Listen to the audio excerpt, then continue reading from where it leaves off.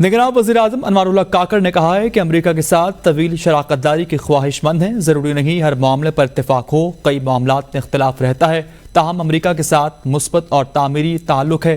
पाकिस्तान ने अमेरिका के साथ मिलकर तवील जंग लड़ी और आलमी अमन के लिए बहुत अहम किरदार अदा किया। हार्वर्ड यूनिवर्सिटी के तलबा से गुफ्तगू करते हुए उन्होंने मजीद कहा कि हमारा सबसे बड़ा मसला वसाइल और अखराजात में तवाज़ुन ना होना है। मालूम नहीं IMF को एक दुश्मन के तौर पर क्यों पेश किया जाता है। आलमी मालियाती इदारे के साथ मुआहदे से पाकिस्तान की मईशत संभल चुकी है। We want to partner that journey of greatness along with that.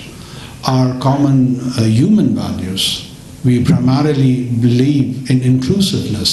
We fail to articulate what have we contributed towards the global peace, towards the global security, towards the global economic and financial